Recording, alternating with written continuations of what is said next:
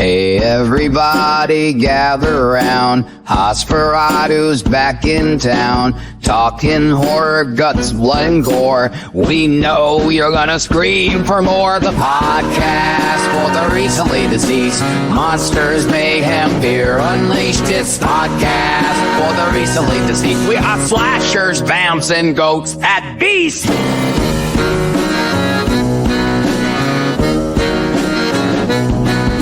Silver screens and cursed tapes, jump scares that will contemplate, special guests and spooky lore. Turn up the volume and lock your door. The podcast for the recently deceased. Horror nerds on your souls we feast. It's podcast for the recently deceased. So grab your steak and call a priest.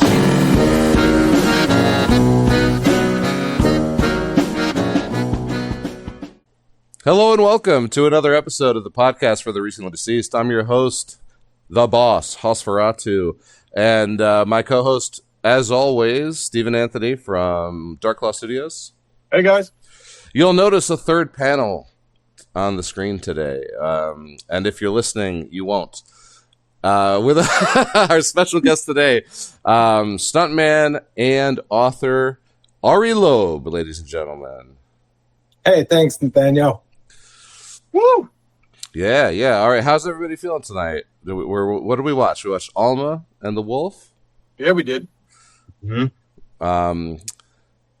I loved it. All right, for those first-timers, we're going to do a quick summary followed by a score, 1 to 10. And all this going to be spoiler-free. After that, we're going to move on to our deep dive discussion, spoiler territory. So if you are not into spoilers, maybe watch the movie before you come back. If you don't care, just keep on watching. All right, let's start with Steven tonight. What you think? Okay, so normally I like really focus. My day job sucks, so little time. This movie, I remember you told me that you were going to be watching it again, and I understand exactly why you said that. I will be watching it again. So I gave about 92% of my attention to it. It deserves the other 8. I absolutely loved it. Love the pacing, love the style. I give it a 9. Somebody else that may or may not allegedly be in my apartment right now gave it a 6. She took it up to a 7.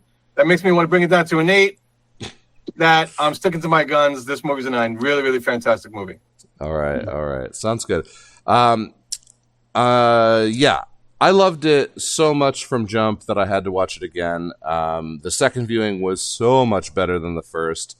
I got to see all the little Easter eggs I missed the first time around. I really took like the full like what if it's this, what if it's that, because there are a lot of like ambiguous metaphors or things that can obviously go like maybe this way, maybe that way, and I got to see it from a little bit of a different perspective. Everybody knows that I'm about immersion, fully immersed in this film. Both times I watched it, didn't turn away from the screen, didn't look at my phone. The art in this movie is beautiful. There were so many shots. I know the shots, the writing, the acting. I mean, it was pound for pound, an 8 out of 10. High score from Nate. What'd you think, Ari? I actually really loved it too. I was a little nervous going in because I accidentally saw the critics rating, which was they're poo-pooing all over this movie. Yeah, it was like 2.5 stars or something, and out of 10, I think. And yeah, I think I saw 4.6 out of 10. But yeah, critics and consumers, and I was like, okay, well, let's. I know somebody that worked on it. He was really proud of it. And so I said, yeah, let's give it a shot. And you know what? I felt the same way from the very, very top. I thought it was, as you said, immersive. I thought the writing was beautiful. I thought the Ethan Embry, the main guy, was utterly compelling. He was so fun to watch. He carried the whole story. Yep. And then, once you get towards the end, you just kind of like, it just flips you upside down and shows you how it looks upside down, not literally, but it's great. It was really fun. I'm also lately I've been into more relaxing films, a little less hyperactive, and this was really good for that. It was slow burns, lot of moving dialogue, a lot of humanism, and it was just the sort of thing I liked. And then, blood everywhere. It was awesome. It was great. It slow burns, but it keeps you interested at the same time. It never lets your interest wane. The slow burn is actually part of the interesting factor. You get very connected and very invested in their lives. Yeah, it was just the way it was written and structured with these. It was one story, but it was sort of with two perspectives and utterly mysterious. It was very fun. Very fun. Yeah, I loved the character development. His relationship with I'm completely blanking. I know her name is it Ari? Alma. Yeah, his relationship with Alma is so good and so interesting as it evolves. I can't say enough good things about it. Did you have a score in mind, Ari? It's okay if you don't have a number. If people don't, not everybody likes to get. No, I mean, an 8. I would recommend it to anybody. It's I don't really know what the budget was or what they were going for. It's you get something like, there are films that are more involved, but I mean, I just really like going to Oregon and being those locations and set designs are just, that's where I want to be, is in those places. And that's where it took you. So yeah, let's give it an 8. There were times where I was a little confused or maybe just suspending my disbelief a little too long. But acting, writing, obviously the cinematography was fantastic. It's definitely an 8. That's my idea. All right. 2 8s and a 9. With that being said, we're moving forward to the deep dive. So here are spoilers ahead. Oh my God. Let's just talk real quick. I know there aren't really any spoilers here because it's the first scene of the movie.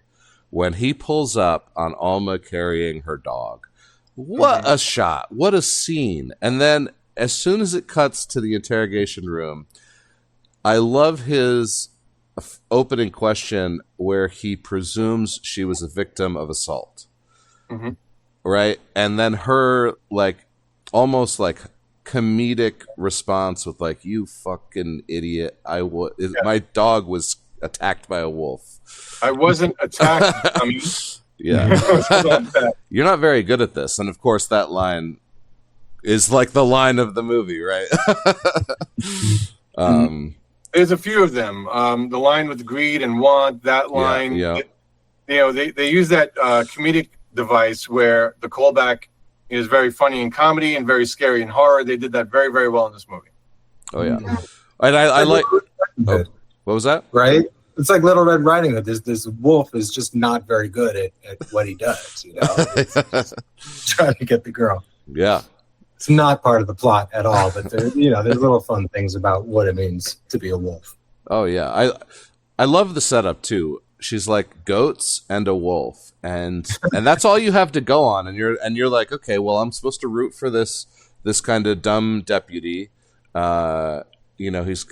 not good at his job, and he's drinking, he's an alcoholic, he's got some baggage, and he's gonna try and kill this wolf for the pretty girl, and because you have no idea what kind of movie this is yet, and so that's how you're getting into it, and it really just pulls the rug out from under you over and over again.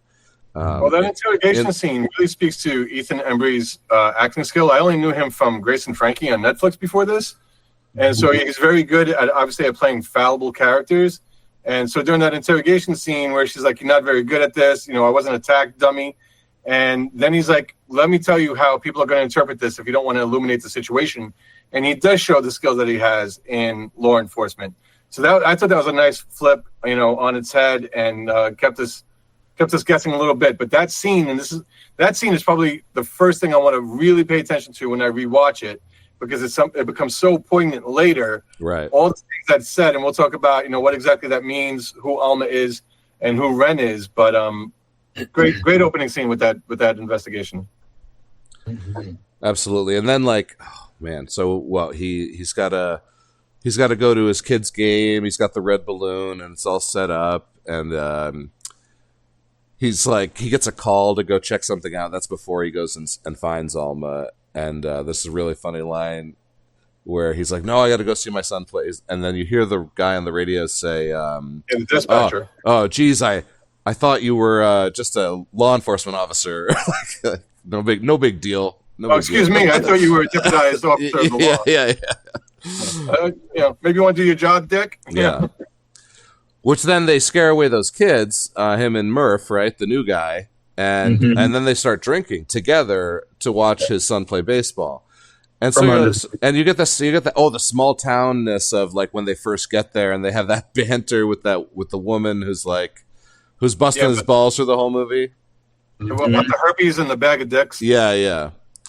So you get the small town feel right away. Everybody knows everybody. Everybody's got jokes. Everybody's in everybody's business. Just a great job of like painting the picture. Of course, you also get to see when he goes out to talk to his son. You meet the ex-wife and the new boyfriend right away, and so you get to be introduced to that new relationship and that new relationship dynamic with his son. And he's drunk. So you know that he's not helping in any way. Like, there's this red balloon for some fucking reason. Yeah. Let me ask both of you guys a question. When he's under the bleachers and he's drinking with Murph, who's going to become his competition later for a promotion, is that when the movie starts? When he starts drinking at that moment? Because something told me, like, we know he's an alcoholic. Is that when he breaks his sobriety, and therefore is that when the metaphor starts? Is that when the movie starts? Oh, I don't know. How do you guys feel about that? I'll let Ari go first. I've been talking a lot. Well, I mean, he starts drinking, so we can talk about the end of the movie, right? Yeah. So he starts drinking, and then he spirals. It gets really bad. So he starts drinking at the beginning of the baseball game, and he's looking under the bleachers. He's having a good time. By the end of the game, he's pissed drunk, and then it gets worse from there. Then something consumes him, and he just starts. He calls, his baby mama's boyfriend, and starts kind of harassing him about the baseball scholarships. And he goes, dude, he's going to be a musician. He already made up his mind, which then just takes him over the edge, takes Ren over the edge, and causes him to do things, basically black out, and with rage and disappointment, and maybe feeling his own failure since everyone tells him he's not good at this. He probably thinks he failed at raising his boy to be a baseball fan. And it gets ugly. I mean, Ren's character gets really ugly, and then uglier, and then uglier. The guy that we just love and rooted for the entire time. Right, Yeah. right. So you just get slingshotted backwards through the movie after that, and back all the way to the very beginning in the interrogation scene where they flip everything around. It's almost like just going through the floor and coming out upside down in hell or something. Yeah. I did like the sprinkling of sympathy they gave you, like you just said about the blackout, like when he finds his son in his house at the very end. It's almost like he knew, but he didn't remember, but he knew. And then when he saw it, that's when it was all confirmed. It's kind of how I felt there. So, yeah, like out of control, drunk, obviously blackout, in my opinion, accident. So, yeah, you can like villainize him because obviously he did these horrible things, but also at the same time, there's a level of sympathy there for like, it was an accident on a couple levels. It was an accident because he was blackout drunk. It was an accident because he held him under too long. And he, even in the moment of being blackout drunk, didn't mean to hold him under too long. Like the only like real, crime, or not crime, but murder, I guess, that's committed is like when he chooses to go and silence the Ashley, right? Because Ashley saw something. Yeah. What a great kill, Nate. I know you want to talk about that. Let's save it for later. I do love that kill. I hate CG. I love practical effects. And, they could have beat his face up a little bit more for my taste, but it was still really good. And the sound effects were really I wish he didn't growl. Sound effects are great. Yeah. Most of the special effects in that film were practical. Oh, yeah. Yeah, I think it was just like some fire here and there that was. I was going to say the flaming head, when she has like a flaming head, like they did a really good job on the smoke coming off of the flame. Yeah. But when she popped up and the flame was out, I thought that was a really good blend of practical and special effects at that particular scene. Yeah, well, even the fire when the wolf and the goats, or I should say the humans in goat costumes, were dancing and stuff. That was all fake fire too. Maybe not the fire behind them, but definitely the fire in front of them. Yeah, some of it real, and then just added to make it look better. Make it look a little bigger, a little more frightening.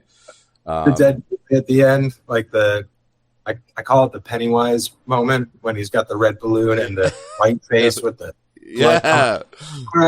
so good. But yeah, those are real. Those are just contact lenses he was wearing. A lot of times they just they paint out your eyes to look like for instance on The Walking Dead. If some of the background doesn't have contact lenses, they just paint their eyes. That doesn't look very good when they do that because it makes them have light, like it creates light, which maybe is okay for zombies because they're not totally dead. Right. But if that boy was sitting there in the sunlight with CG eyes, he wouldn't look dead. He would look shitty. Right. It looked great. It did look great. Yeah. And you wonder how long he'd been there. Was it the next morning? Was it 2 days later? Like, because time definitely gets warped in his delusional psychosis, paranoid delusions. Is that what if you want to call it that?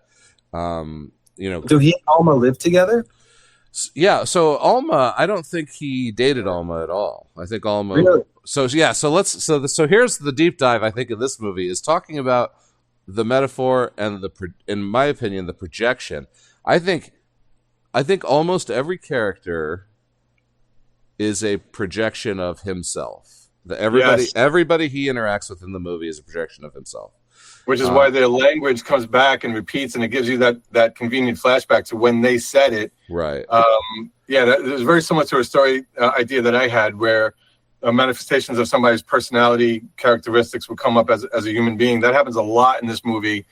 And I think the metaphor for me, with all the time jumps and the missing time, at one point I visibly said out loud when he was in the boat, I was like, they're going to explain this missing time, right? And like, you're going to jump out of the boat, right, dude? And, and at the end, I feel, and this is what I love about the movie, the director and writer, they trusted the audience to let us experience it the way he's experiencing it. And that's part of the immersion that this film gives and the storytelling that they trusted to utilize. For me, that's where the metaphor really impacted the audience. Yeah, he walks up to the house and he's like yelling, Alma, Alma, and he tries the door and he can't get. But is that his house? Like, is that his house or hers? So I think if you have those flags outside, those grand opening flags, that's his house, right? Yeah, that's his house. I think he's calling out for Alma because she was the one who answered the call when he gave the fake story about his dog being eaten by the wolf. Okay. Yeah, because you just really skipped to the end there, but okay. That had to have happened, right? So like. That would be the only reason he was calling for Alma is that she did go to high school with him, right? Mm-hmm. So they have a previous connection. She was the one who answered the call, so she is sympathetic. She understands. He says, "You remember me in high school? I wasn't always like this." And she says no, and then she also says, "I believe you." Okay, so the first time we're watching this, the first time we're going through it, what I'm experiencing at this moment. Now at the end we could talk about is Alma Ren, and what's what at the end of it when we realize what's going on. In the beginning, we don't know. I'm not a big fan of hers. Like, she's purposely turning on the charm, and she's purposely using her femininity to get what she wants. You're going to kill this wolf, right? Oh, that's a Class C felony. Which I think is a really good time to introduce Pam, I don't know if he was a hippie or, whatever that is. The Buddhist police chief. Daughter. Yeah. Yeah, who wants sage to, cleanse for the new moon, he says. For the new moon. Yeah, that's it. And it turns out later we find out another great thing that the writer here did.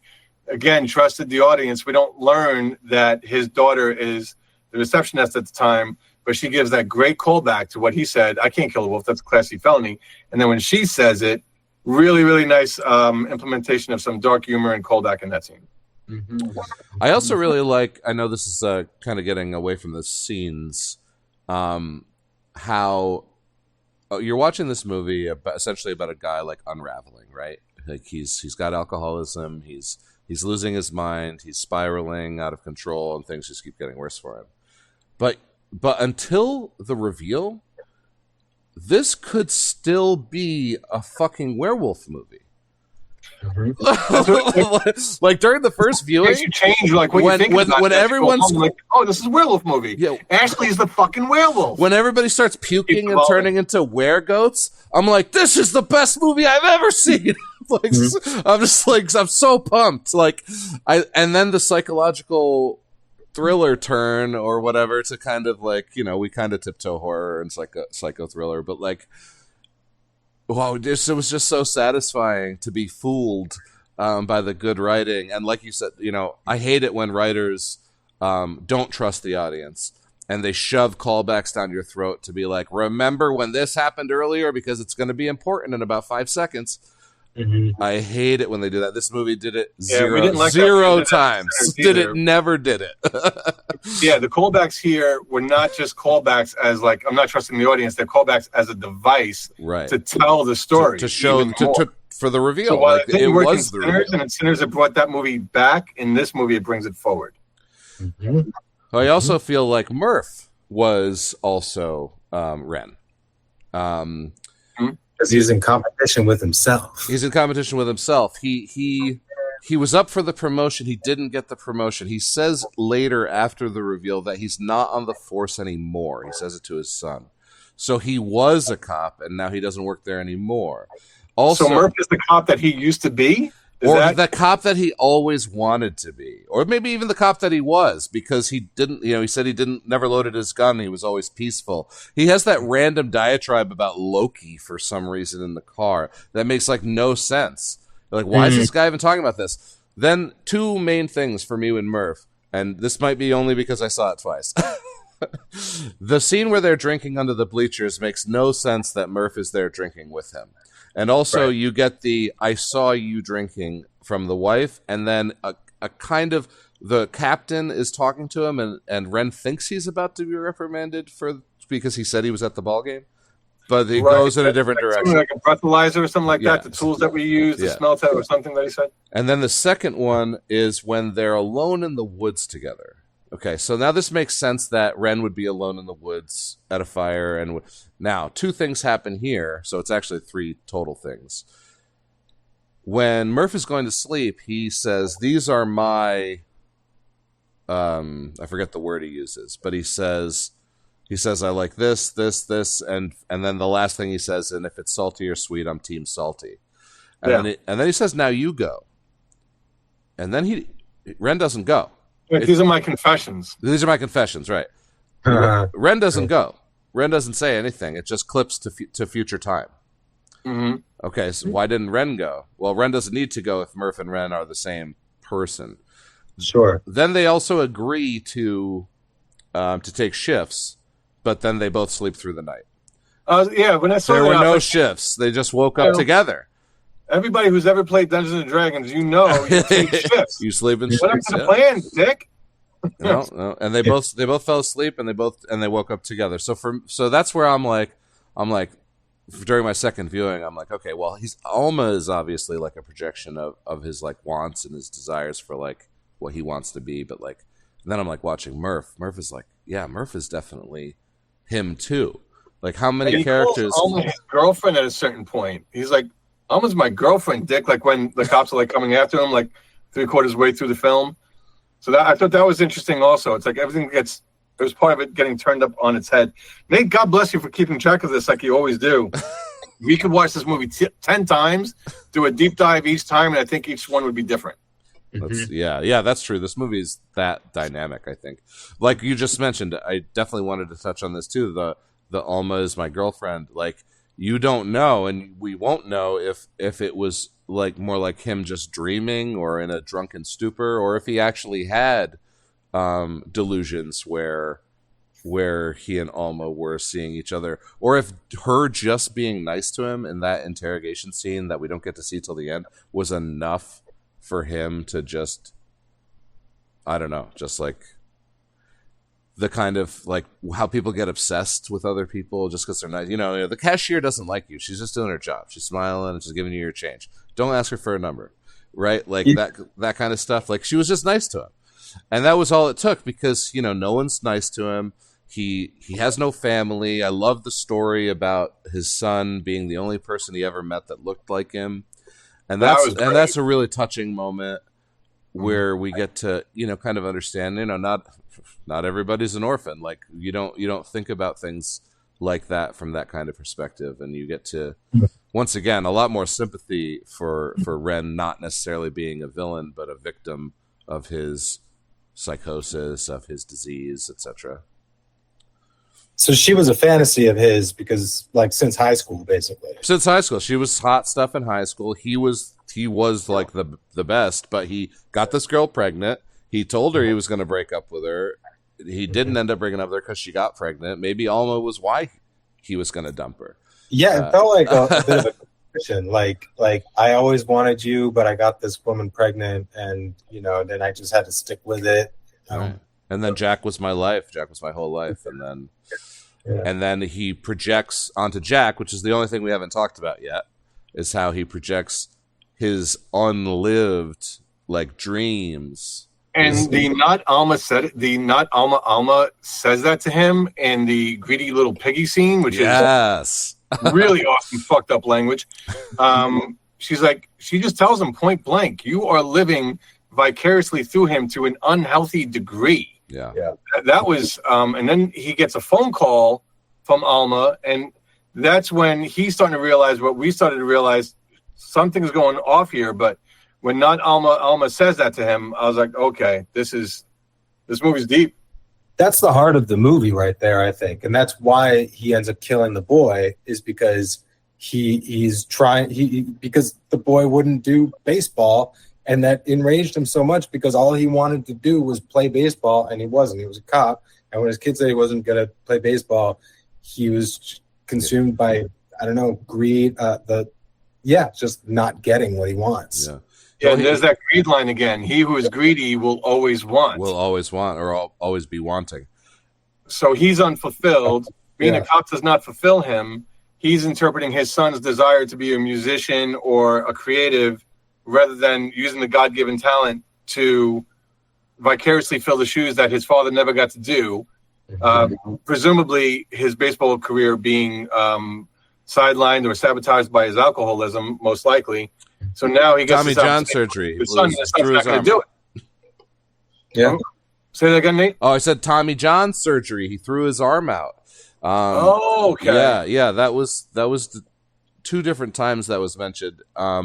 So his dream dies when he has this Tommy John surgery, and then in the lake when his son says he wants to be a drummer, or on the phone actually when the scout tells him his son isn't gonna go to play college ball, his dream dies again. Maybe say abandoned. When he broke his arm, his dream abandoned him. Son chose not to do baseball. His son was abandoned. He felt that his son was abandoning him, just like his parents did, and his orphan parents. Sorry. Right, there you go. Man, that's a good insight, bro. That cuts deep. It's about greed and abandonment. Right? Yeah. Then the movie makes you feel all sorts of ways. Like I said, guys, it was better the second time. I'm looking forward to the second viewing for sure. Yeah, I'll watch it again too. Ethan's performance is great. Lee Jun Lee played Alma. She's great. She was a student of mine in high school, actually. Really? Not high school. She was a high school student of mine. Yeah, back in the day. That's awesome. Yeah, in my early 20s, I worked for a dance company in New York City, and they do a residency at LaGuardia High School, like the Fame School, or the Performing Arts High School in New York. And she was one of my students, so I said a piece on her. 20 plus years ago. Wow. Yeah. She was just in Sitters too. Yeah, I saw that. I had to look her up. I felt that's her? Yeah, the wife. Oh shit. Yeah. Okay. Yeah. She's really good. Ethan Embry obviously carried this film, but the actress who played Alma, who's name don't know. Lee Jun Lee. Lee Jun Lee. She was just fantastic. She was really, really great. Mm-hmm. Yeah, she was very elegant. You can tell she was a dancer, just like so, just dynamic energy, smooth, fluid movements, and the same. She was in that film Babylon, which I actually really liked. Not my type of movie, but you know the Hollywood about the Hollywood in the 30s. Oh, yeah, I remember when that came out. Was that the Margot Robbie vehicle? Yeah, and Brad Pitt, and he was like some big $300 million. It was supposed to be total garbage. I really liked it. I heard nothing good about it. I did not watch it. Yeah, it was good. All right, I'll take you. I'll watch it based on your recommendation. I'll watch it. So I think a deep dive of this movie kind of forces us, and we did it pretty much early on, to jump around and just because that's the nature of this beast. Let me ask you guys though. That first scene, you know, that red balloon is like tapping up against his head, and then it becomes relevant, where he very sweetly brings this 8-year-old boy's manifestation of success at an inappropriate age of 17, where he's bringing this red balloon. He's showing up with that red balloon on that baseball field. The parent and the step parent knows that he's under the bleachers.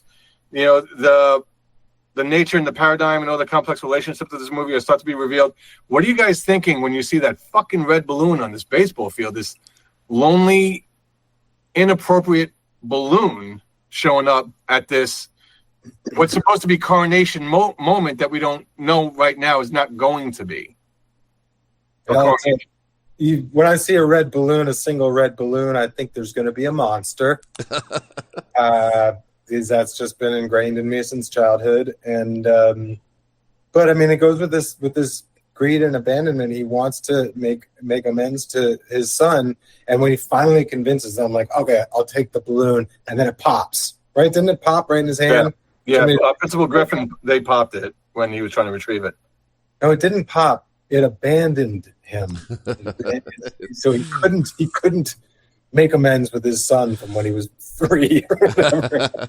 Ari, let me ask you a question. As an author and a content creator, you're writing this movie and you want this red balloon. There's obviously a lot of symbolism there. Do you change it to a blue balloon, a green balloon, a white, black balloon because you want to avoid the Pennywise comparisons? Or do you just stay true to whatever symbolism you want it to convey and you keep it as a red balloon? You know, personally, I would change the color. I mean, if it was floating by in the background, I'd definitely keep it. But if it has such a big spotlight on it and it was such a big fucking balloon, you know, and it was just, it was a little on the nose for me, which is fine because they didn't go outside of the red balloon in terms of like drawing, you know, an extraneous metaphor or you know, Easter eggs to it. If they even noticed it at all, I'm sure they did. But yeah, I mean, I would have. I don't know if it had to. I like that it popped, or if it was like a flower, it could have fallen in the mud, or you know, something to show it dying. I wouldn't. I try not to look too much into the details. My brain goes, "That's a red balloon," and it usually stops there. And if I start finding Easter eggs, I don't get super excited by them unless they're really crazy, you know. Nate, same question. Would you have substituted the red balloon with like a stuffed animal from a carnival or something? Or are you going to keep the red balloon? I'm going to answer the first question and the second question together. In that I really do love the scene. I do think the red balloon stands for, or there's some symbolism there. I think it is, and the color red is obviously it's, you know, it's big, it's angry, it's blood, it's you know, there's a lot of emotion derived from the color red, and I think that's why they chose it. And yeah, with the parallels to it, like there is a monster in the scene. It's red anyway.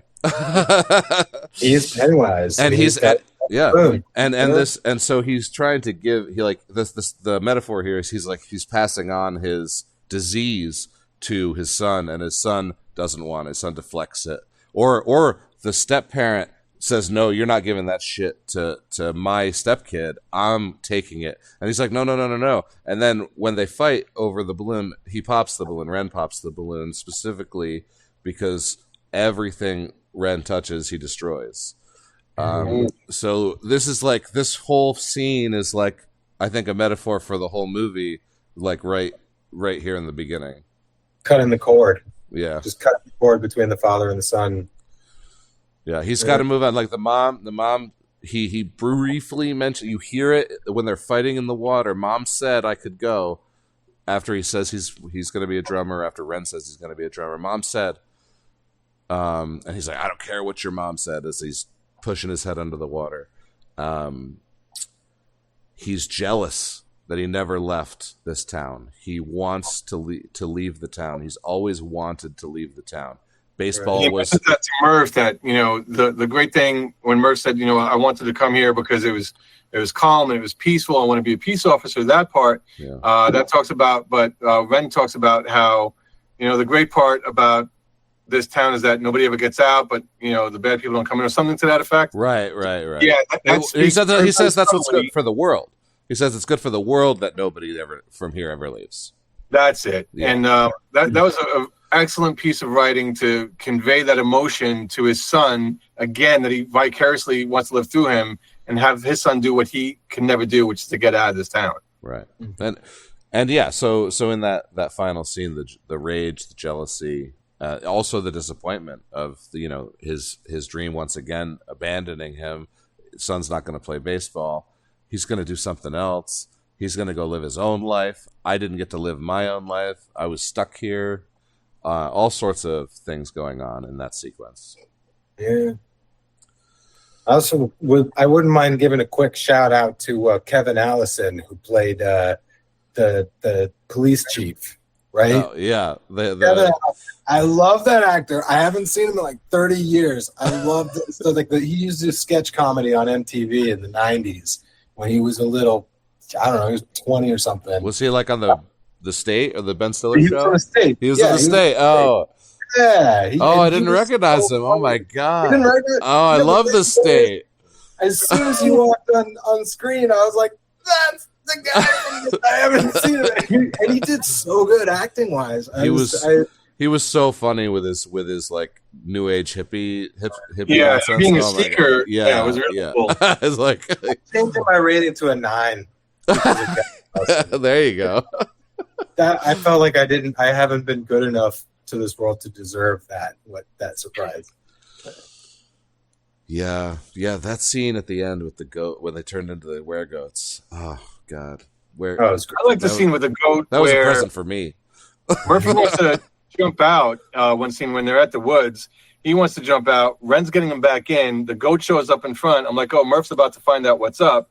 Mm-hmm. He's like, he's not alone. There's a goat behind him. Smashes the back window. Yeah. Ren jumps out, and I'm yelling at the screen like, what's the matter, Murph? You wanted to jump out 5 seconds ago. Where are your balls now? So the goats, I thought they were, at first I thought she said ghosts. And because I wasn't only giving it 92% attention, I probably rewatched that scene 5 times. And then I finally put the captions on. But yeah, I really liked the manifestation of the goats later on. That was the scene to shoot. They had the real rams there, and it was supposed to be a real ram that jumps on the truck and smashes the windshield and then sticks its head into the car. And they had planned that for months. And then on the day, the ram wrangler told them that they weren't going to do it and they couldn't use the ram. So the creature effects department had a dummy, or not a dummy, a puppet that was made out of foam and plastic and lycra and stuff and vinyl. And then they put these big fiberglass horns on it and put these little hoses in its nose and mouth attached to fire extinguishers that blast blood out of its face. And so the guy that made the creature effects was lying in the truck with this big metal pipe, smashing the ram's head in there. And then and then the guys on the side, they throw the fire extinguishers and blood shoots out of the face. It looked awesome. It looked amazing. It looked great, and you can feel it with the practical effects. There's some horror movie from years ago, decades ago. I don't know if it was The Ring or whatever, with Naomi Watts, and they're being attacked by deer, and it's so obvious that the deer was like CGI at the time. And I'm watching this, and I'm like, wait a second, that's not CGI. That feels real. Yeah. So, all right, that's awesome, man. You can feel the weight of it, and the awkwardness, and it's not just like a cartoon coming through. Yeah. Very gritty stuff. No, I loved it. I loved also how you have the ram in the front, the ram in the back, and they obviously are two different types. Like the horns go flat out on the one, the more like mountain goat, like the big circle horns on the other one.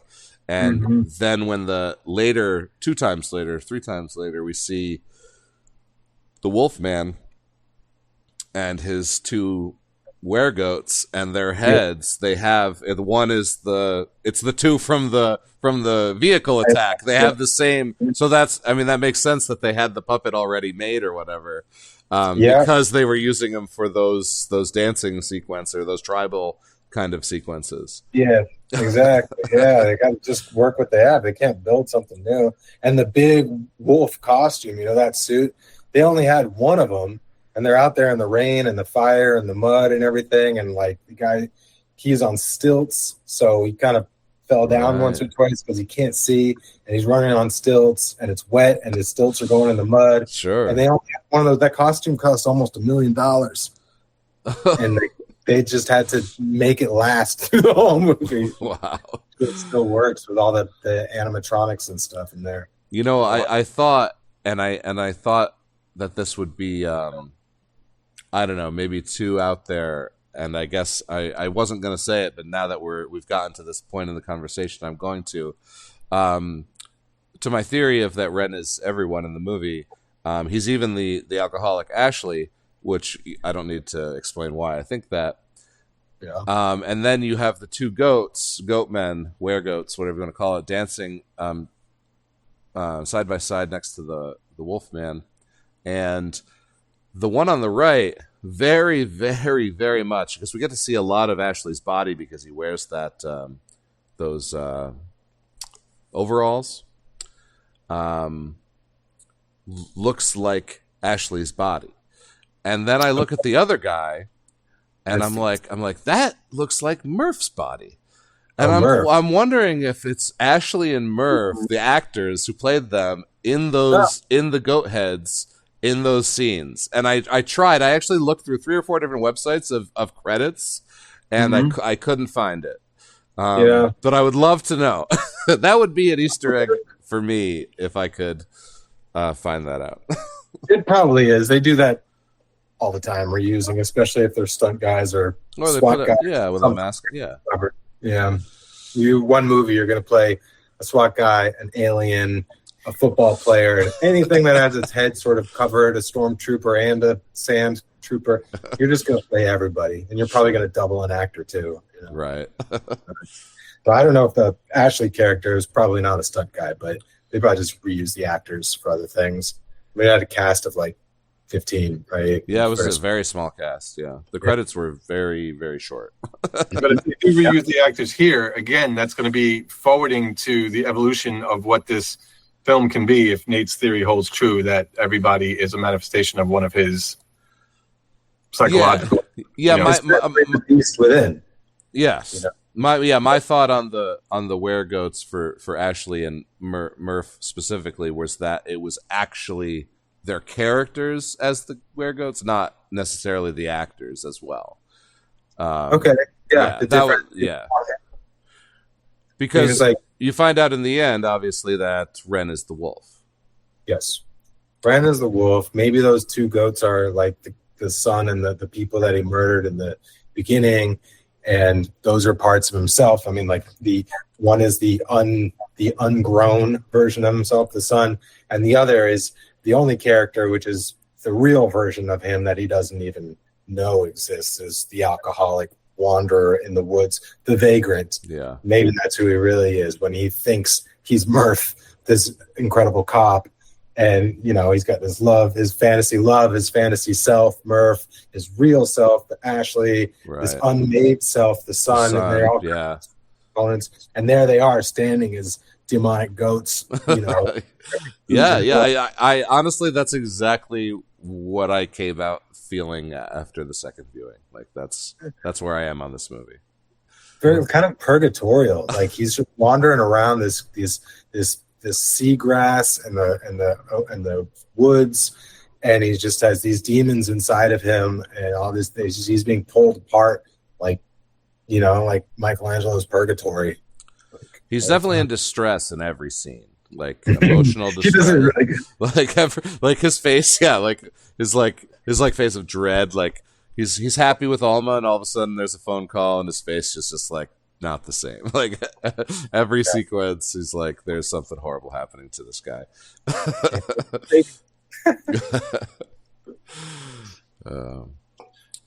Nate, what happens next in this movie? Where are we? I'll tell you what happens next. Like I said, I think we have no choice but to be everywhere all at the same time. But sequentially, we covered the red balloon at the beginning. I think we touched on him trying to transfer his disease to his son. Come on, have a drink with your old man. Right. This movie does a really, really good job. Props to set design, director, writer, DP, all that stuff. But props to the editor as well. Holy shit, that could not have been easy to keep, a concept of what needs to happen when and put it where. I mean, especially the end. Yeah, the last 15 minutes was probably like a huge challenge. Yeah. Yeah, they definitely used an outline for sure. Though, yeah, the storyboards just like taped across the walls. I think the deep. I'm like pretty sensitive. I really get a little tired of the shoulder cam doing the drama. Just the slight little shit that kind of is too much usually. This one did it so well. It was just like, I think anything that wasn't on sticks was usually just a shoulder cam, and it looked fantastic. The photography as well. Shot that one more time. Really. Yeah, it was beautiful. I mean, it captured the small town feel so well. I mean, like, I don't know where you're from, Ari, and I mentioned that I lived in the city for a long time, but I'm from the sticks, like 30 minutes to a grocery store, and wow. And it felt. I mean, it felt real. Like it could have been my hometown. I like that stuff. I've never lived in a place that far out before. I'm from Los Angeles, and I lived in New York for 16 years in the city, and then came back here pretty much. Right. So I travel out to the sticks. I like going there in my television and movies, but I've never really experienced that small, that isolated of a life. Yeah, if you don't grow up in it and you're not used to it, it can be pretty scary. I've got some city friends who I brought up here, and they're just like, dude, this is fucked up. Like, I would never do this if you weren't here with me. The same though. All I want is space and peace and quiet and just nature. Yeah. I know it's not necessarily like that when wherever you go, there you are. So who knows? So, Nate, let me ask you, because you just reminded me, a short movie that I made, 15 years ago, is because I was visiting a friend of mine in the suburbs of Philadelphia, and I was like, being from Brooklyn, where we live on top of each other, I was like, holy shit, there's way too much opportunity to bury a body out here, fucking anywhere that nobody's going to find. Yeah. There was the obligatory, I have no cell phone service here, but they are in the middle of the sticks. Do we forgive that when Murph can't get a signal in the middle of nowhere? Yeah, absolutely. And on fact, you asking the question is the first time I noticed. Like, it happened in the movie so organically that it didn't even pop in my brain that this is something I should think about and maybe comment on. So yeah, I would say if I wasn't doing this podcast, I wouldn't have noticed it either. Yeah, I would say it was just perfectly pretty done. Seamless. Yeah, definitely forgiven for the how to get around a cell phone in a horror movie angle or conundrum. Right. There is one thing, like I feel like we've covered the whole movie, and we'll take some time and talk about what's going on in Ari's life here in a second. I just want to mention one last thing.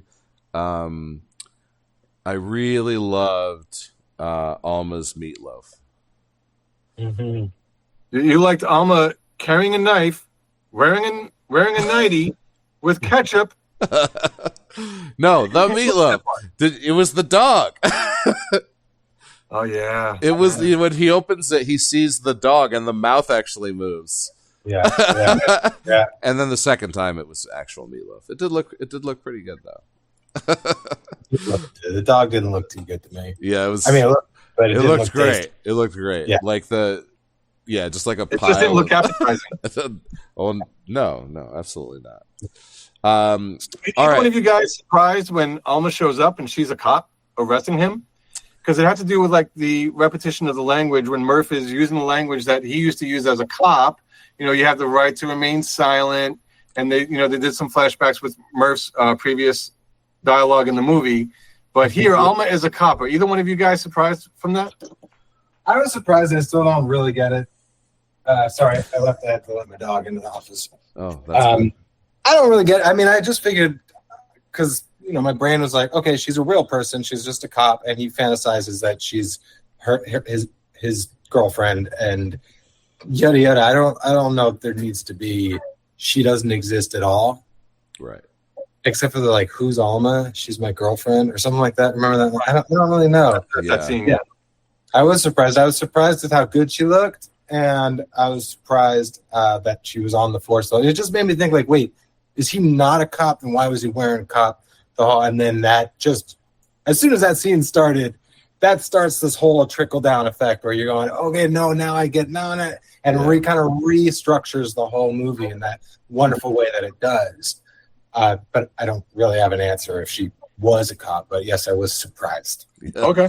Yeah. That was I think one of the first brain melting scenes where you're like, oh, and you start to reverse engineer the movie at that point and go and put it back together. I mean, the directors, they kind of have like that Lawrence Fishburne, Keanu Reeves part where it's like, okay, I'm going to now explain to you what it is. When he's with his son, he's about to drown him, and he says, nobody has to know that your old man's not a cop anymore. And I actually got up and hit the 10-second rewind button for that way. I was like, wait, what? That's significant. So yeah, that's when I think everything becomes crystal clear for everybody. Crystal, Yeah. maybe smoky crystal. Yeah. Some still smoky wanted, like- quartz. Yeah, smoky quartz, because he was interviewing her in the beginning, and then in the end, she was interviewing him. So how does that work out if she's a figment of his imagination? Is it all in his head, or or just like a third of the movie is real and the rest of it is psychosis, or delirium rather? I don't know.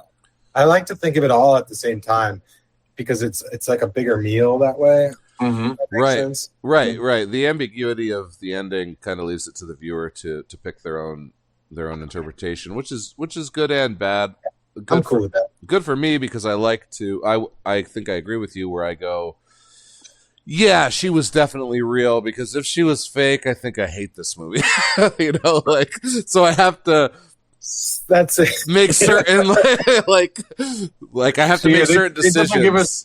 They definitely give us a smoky clarification, not a crystal clarification. So yeah, on point there, Ari. That was an excellent observation. Yeah. But I like it better that way. I like exactly what Nate said. It's open ended. It could be, really whatever you want it to be. That's it. Yeah, pick your favorite. And rewatch the movie, and you won't be let down. Mm-hmm. All right, Alma and the Wolf. Please go watch this movie. Pay money for it. Get money to these people, however you can. Buy it on hopefully Blu-ray or Blu-ray, get DVD, those streaming stats up. I gave it an 8. I gave it a 9, and Ari, I think you got 2 numbers right. Yeah, well, 8.5. I just averaged them. Yeah, there you go. Kevin Allison, you rock. Oh man, I miss the state. Yes. Wet Hot American Summer is probably my favorite comedy of all time.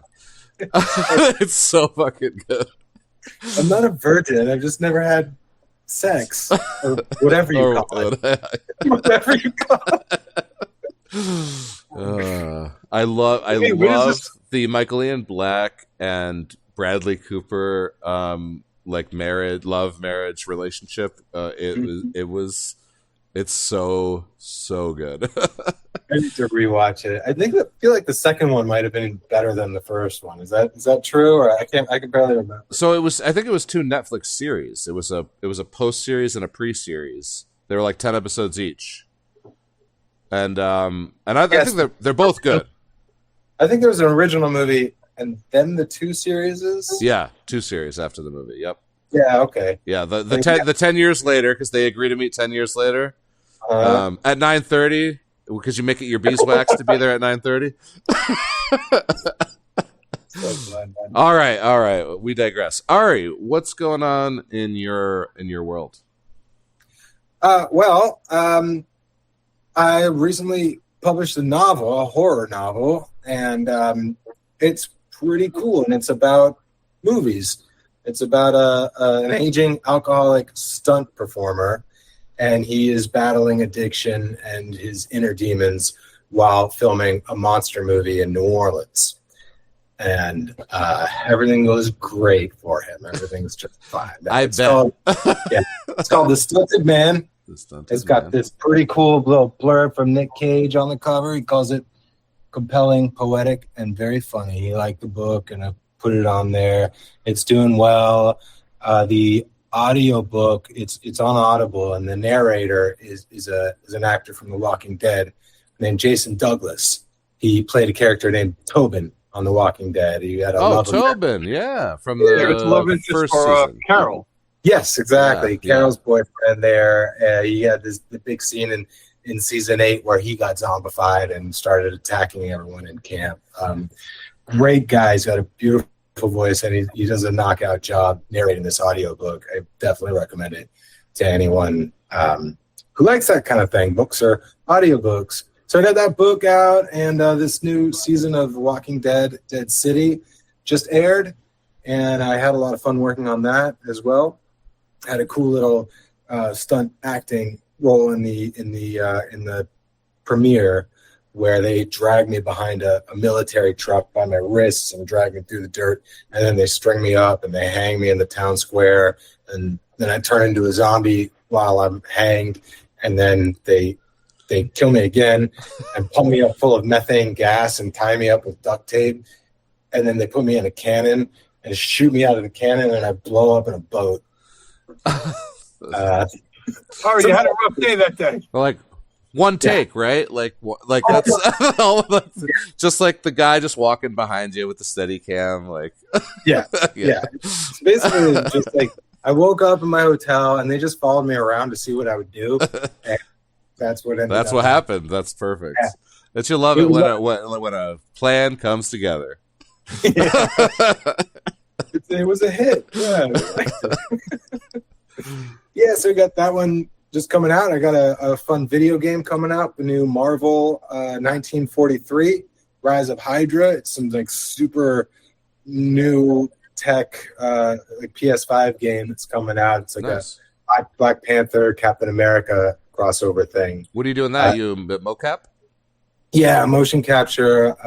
So I do a lot of work in video games and motion capture. And this was a cool project. It was a very long project. And I mean, from when I was working on it, they basically had I only worked stunt days. And so they had the Captain America stunt guy, the Black Panther stunt guy, and then me playing all the rest of the guys. So you're going to be playing the game and you're just going to be smashing through like thousands of me. And, my ego is like, thinks it's going to be cool. Nice. It's going to be good. And then I guess I had one come out last year or 2 years ago called Saints Row, which I think is similar to Alma and the Wolf in that it got wonky reviews, but I played the whole game. I thought it was excellent. It's like seamless. Yeah, video games and some zombie shows. I got this book. My fine art photography is launching soon. There's a cool website for that if you want to see some of my dark. It will be in the link below. You do this, right? Yep. And yeah, I don't want to. That's everything about me. I'm a dog. So Ari, for those who don't have the wherewithal to follow their best instincts and to check out the link below, do you have like a website? Because you got a lot of stuff going on. Do you have a website that we can plug to let people know go check you out? It's kind of split into two websites. I have like an author book website, and then the dark photography website, the dark art stuff. So yeah, we'll put that right in the comments if that works, or up on the screen, or in neon lights in Times Square. I think what Stephen was getting at was maybe just say the URL out loud. Yeah, like if I was going to say BasementMedia.Online or DogClawStudios.com, is there anything like that you could just blurb out for us? That's right. This is a podcast. ariloeb.com. You'll find everything there. ARILOEB dot, however you spell that. COM, I think. .com. You can get my books and you can access my photography through there as well. Great. Be prepared. All right, ladies and gentlemen, that was Alma the Wolf with Ari Loeb. Thanks for watching, listening, tuning in, however you like. Check out BasementMedia.Online. And DogClawStudios.com. Ari, let me say thanks for all the excellent insight, man. Just you brought layers to this that was just really fantastic. The concept of the abandonment, the visualization, the imagery that you brought, and just the analysis and the inside BTS information you had on the ins and outs and how stuff was made during the film. Thanks a lot, man, for being here. This was awesome. Thank you, Steven. Thanks, Nathaniel. It was really nice of you. I had a blast. Thank you. Yeah, all right. You're welcome back anytime. That was all good. I loved it. Hell yeah. Steven is probably, he's just posturing, but we'll talk about it later. What? I do not posture. I don't even know what that word means. I'm the boss, HOS4A2. This has been the podcast for your deceased. Thank you, and we'll see you next time. Later, guys. Ciao.